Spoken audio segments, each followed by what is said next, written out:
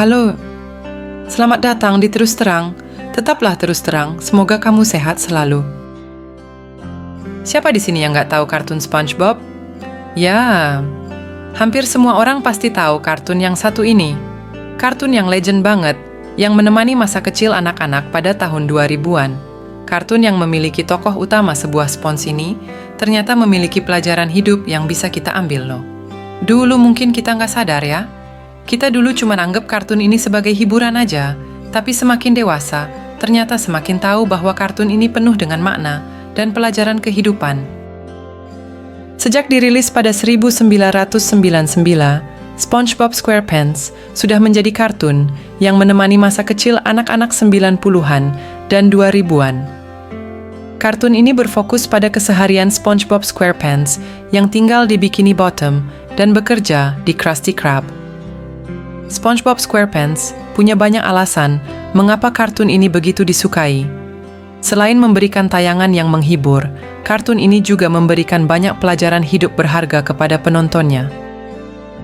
Kali ini, mari kita sedikit bahas tentang pelajaran kehidupan yang bisa kita ambil dari kartun SpongeBob ini. Semoga bisa bermanfaat untuk kehidupan kita juga. Tapi sebelum lanjut menonton, jangan lupa like, komen, dan subscribe agar kami selalu semangat untuk update konten menarik dan edukatif setiap harinya. 1. Semua orang pernah mengalami kegagalan.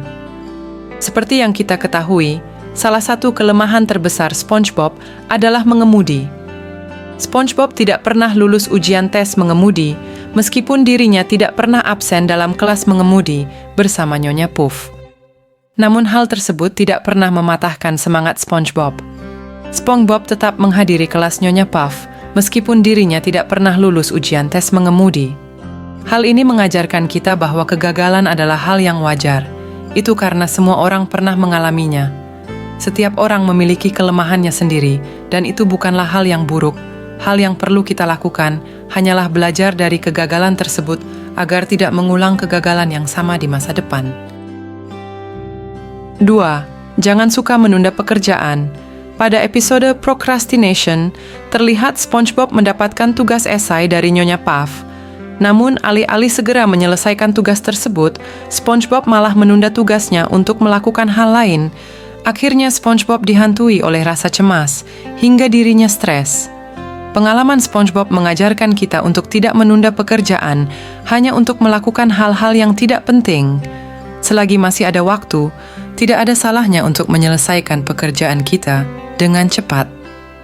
Menyelesaikan pekerjaan lebih awal akan lebih baik ketimbang menyelesaikan pada jam terakhir. 3. Tidak semua hal dapat dijadikan lelucon. Ketika SpongeBob naik ke panggung komedi tunggal, SpongeBob kebingungan karena tidak ada yang menyukai leluconnya. Kemudian SpongeBob melihat Sandy dan langsung melontarkan lelucon tentang tupai. Semua orang menyukai lelucon tersebut, tetapi hal itu juga melukai Sandy. Alhasil, hubungan persahabatan antara SpongeBob dan Sandy akhirnya mulai retak. Tidak ada salahnya dengan membuat lelucon tentang teman.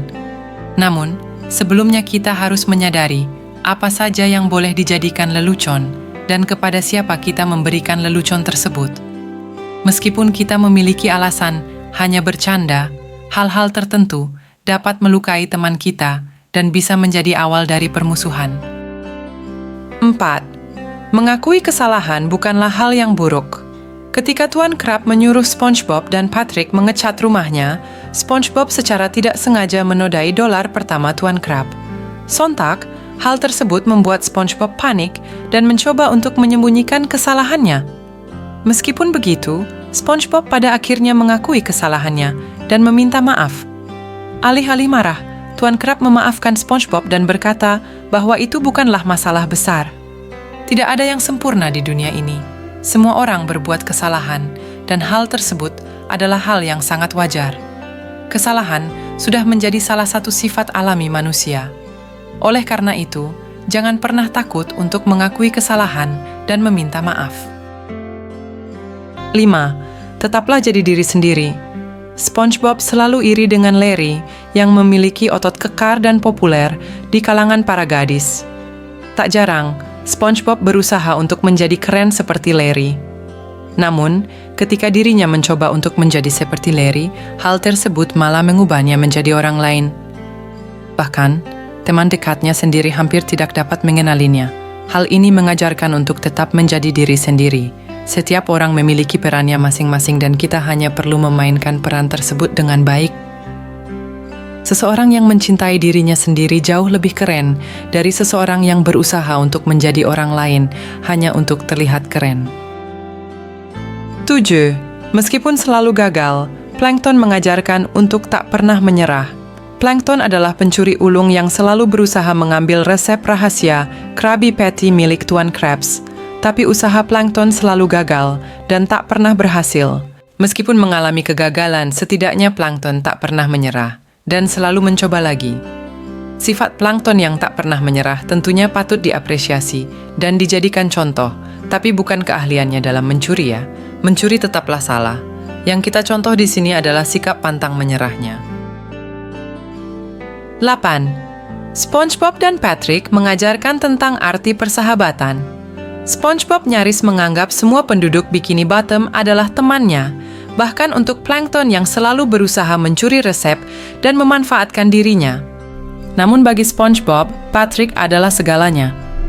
Bintang laut gemuk berwarna jambon, dan kadang bodoh adalah teman yang sempurna, baik kala suka maupun duka. Persahabatan SpongeBob dan Patrick menggambarkan bagaimana pertemanan seharusnya terjalin, bisa tertawa bersama, berpetualang bersama, saling mengandalkan, dan membuat kenangan bersama-sama. Teman adalah kunci kebahagiaan. Jadi, itulah 8 pelajaran hidup dari kartun SpongeBob SquarePants.